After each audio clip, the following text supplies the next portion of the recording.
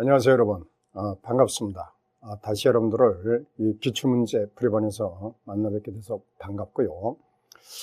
우리가 이게 50분 수업에 대략 한 12문제 정도씩 이끌어가는, 그렇게 해서 전체의 기출문제를 약 28시간 정도에 걸쳐서 분석하는 그러한 시간을 갖도록 하겠습니다. 자, 우선 지금 이 데이터 화면이 이제 보일 겁니다만은 이 자료는 지금 하고자 하는 자료는 2010년에 있었던 국가직 기출문제입니다. 이 자료를 분석하는데 우리가 전체 한국사의 그 데이터 자료를 좀 잠깐 보고 가기로 하죠. 그래서 출제 비중과 출제 포인트가 이제 어떻게 되어 있는가를 볼 겁니다.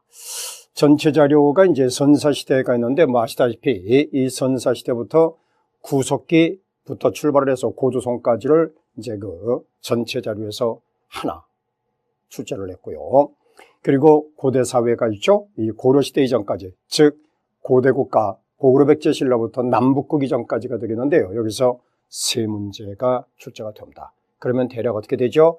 소위 15% 정도 이렇게 이제 출제가 되고요. 중세 고려시대가 두 문제가 나와요. 두 문제. 어때요? 10% 나오는 거죠. 비중이 그렇게 크지는 않습니다. 국가직에서는. 통상 이렇게 나옵니다. 10% 정도. 여러분들이 전체 한국사에서 자료가 많아서 공부량이 많다라고 생각하시는 분은 어때요? 지금 여기 있는 중세 고려시대를 비중을 좀 낮추는 것도 한 요령이 될 수 있겠다는 생각이 들고요. 조선전기사 문제가 많이 나오죠. 5문제가 나옵니다. 어때? 25% 정도가 나와 있죠. 후기가 상대적으로 약하게 나왔어요. 2010년에는. 이게 지금은 많이 나옵니다. 이게 지금은 위치가 바뀌어 있죠. 후기가 약 한 25% 이렇게 나오고 전기가 소위 5% 10% 이렇게 나오는데 2010년까지는 이런 상황이었습니다. 근현대사 알죠? 개항에서 소위 현재까지 근현대사가 8문제 나옵니다. 어때요? 40%가 나오는 거예요. 그러니까 결론은 여러분들 근현대사를 포기하게 되면 공무원 시험은 접근이 안 되는 거죠. 그러니까 비중을 근현대사에 많이 둬야 됩니다. 지금 이 근현대사가 최고 10문제 50%까지 접근하는 예도 있습니다. 좀 절대적으로 공부하셔야 되고, 지금은 검정교과 체제죠. 이 고등학교가. 근데 거기서 교과서 체제가 전체가 대략 500페이지, 500피가 나오는데요. 잠시 이걸 좀 보고 갑시다. 전체 교과서가 지금 국정이 아니라 검정체제에서 500피예요. 근데 여기에서 선사시대부터 조선 후기 19세기까지 말이죠. 전근대사라고 해서 요게 딱 100피입니다. 100피. 엄청나죠? 그리고 나머지가 전체 400쪽, 이 400페이지가 근현대사로 구성되어 있는 게 현재 고등학교 소위 검정 교과 체제예요. 그러니까 공무원 시험도 근현대사가 400페이지로 되어 있는 고등학교 교과 과정에 따라 압도적이라는 거죠.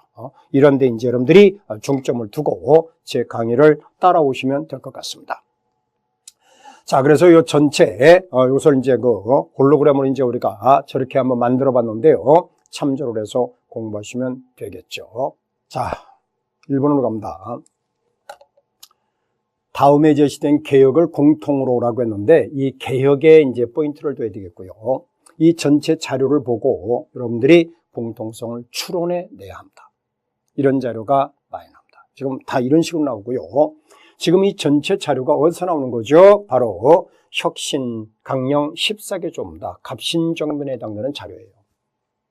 그러면 그것이 갑신정변 때 개화당의 김옥균이 대정부 건의문을 이제 이렇게 14개 조라고 하는데 그 1조가 청나라와의 조공관계 청산이라고 되어 있어요. 그러면 여기에는 청나라와의 조공관계를 청산해야 되는 이유가 뭐죠? 82년에 있었던 이모군란으로 인해서 원세계 장군 위안스카이가 조선을 이모군란을 진압하고 고문정치를 단행함으로써 청국에 의한 모시대도가 되어서 당시에 바로 고문정치가 들어오고 있었다고, 이것을 청산하겠다는 의도에 의해서 김옥균의 급진파가 갑신정변 정치적 쿠데타를 일으켰던 것이 바로 84년이잖아요. 그래서 전체 자료가 지금 그렇고요. 인민평등 이것은 자료에 보면 뭐라고 나와요? 교재에서는 문벌의 타파, 해상공국의 상인은 보부상이죠. 해상공국 상인 보부상에 대한 특혜 관청을 없애라. 자, 그리고 재정을 일원화시켜라. 어디에서? 호조를 통해서, 재경부 호조를 통해서 재정을 일원화시켜라 라고 주장을 하죠. 따라서 답은 갑신정변 바로 김옥균입니다. 이것은 1895년 1월에 있었던 것이죠. 우리나라 최초의 헌법, 이게 우리나라 최초의 헌법이에요. 홍보문 헌법이라는 뜻이에요. 그리고 독립협회 헌의국적은 1898년 10월 29일 관민공동에서 채택이 되었던 거죠. 동학농민운동이 채택하는 것을 폐정개혁안 12조로 되어 있죠. 이게 1894년 5월 10일 전주성에서 전봉준이 채택하는 것이 바로 이겁니다. 여기서 우리가 재밌는 것은 어떤 것이냐면 자, 이걸 좀 하나 보죠. 인민평등권의 실현이죠. 이 자료가 어떤 것과 공통성으로 추진이 되는가 하면 다음 중 갑신정변 플러스 갑오개혁 플러스 전봉준의 동학농민봉기의 공통성을 지적하세요 라고 했을 때 이게 답이야. 지금 보신 바와 같이 갑신정변에서 문벌의 타파, 갑오개혁에서 반상제 철폐, 동학에서는 지벌의 타파. 따라서 갑신, 갑오, 동학의 공통성하면 반드시 이게 답인 별도의 출제 문제가 있음을 꼭 기억하셔야 돼요. 자, 그리고 또 하나, 이 재정이 일원화되었다라고 했는데, 그 재정의 일원화는 그럼 언제 현실화되었을까? 이 문제는 바로 갑오개혁에서 현실화됩니다. 그러니까 다음 중 갑신정변에서 요구가 되고 갑오개혁 때 현실화된 것, 그랬을 때 이 두 가지가 일단 자료가 되겠죠. 그러면 갑오개혁에서는 이걸 어디서 관장했나요? 탁지암문에서 관장을 하죠. 탁지암문. 왜? 6조를 폐지하고 파라문제로 가는 게 갑오개혁이죠. 조선이 공식적으로 청나라와의 조공관계는 언제 어떤 사건을 계기로 형성된 거예요? 바로 1636년 병자호란. 병자호란의 관계로 조공관계가 소위 형성이 되었고 청산이 되는 것은 언제? 1897년 광무개혁. 대한제국의 광무개혁에서 청나라와의 조공관계가 공식적으로 청산된다는 것을 잘 기억을 해 두시기 바랍니다. 자, 그럼 이제 우리 이 문제의 답은 그렇게 해서 4번임을 받고요. 4번 다음 문제로 가보죠. 자, 2번 금석문 문제예요. 금석문. 금석이라는 것은 비석에 새겨진 한자를 해석하는 것을 금석문이라고 합니다.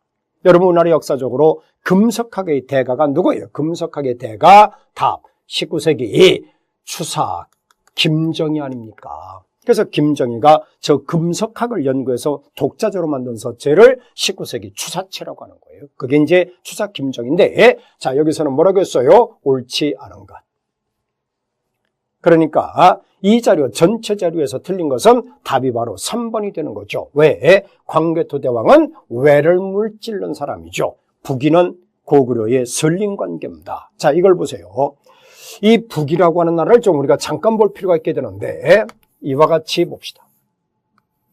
중국의 북위를 다른 말로 후위라고도 합니다. 북위 콜 후위 같은 국호고요. 이 북위는 당시에 백제라고 하는 나라와 여기는 고구려라고 하는 나라와 양동 외교를 했어요. 그러니까 다 친선 관계에 있었어요. 고구려와도 백제와도. 근데 이게 참 중요한 자료죠. 고구려는 당시에 누구? 제21대 계로왕, 백제요.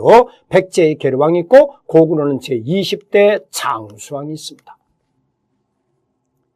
장수왕이 장수왕 15년 427년부터 475년까지 모슬에 남진 남하정책을 펴서 통구성에서 평양성으로 돕지를 천도했죠. 이걸 북에서 남으로 내려왔다고 해서 남하정책이라고 하는데 그 결과 백제를 위협하게 되죠.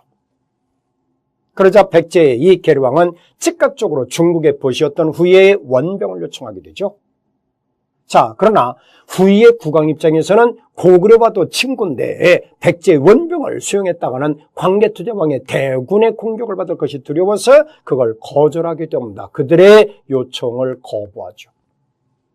그래서 끝내 여기에는 장수왕은 백제를 공략해서 아차산에서 계류왕을 죽여버리게 됩니다. 이게 언제? 475년이죠. 그래서 백제, 그 아들이었던 22대 문주왕이 어디로 돕지를 천도해? 웅진, 공주로로 돕지를 천도하는 거, 공주로. 그게 바로 475년이라고. 자, 그러면 어때? 후위를 무찔릴 대상이 아니라 고구려 입장에서는 장수왕 때 이 북이 후위와는 친구였다는 점에서 이게 틀렸죠. 왜구를 격퇴했다라고 해야 합니다. 왜를 격퇴했다. 자, 이 자료를 좀 이제 봐야 되는데 왜구 문제에서는요, 이렇게 보십시다.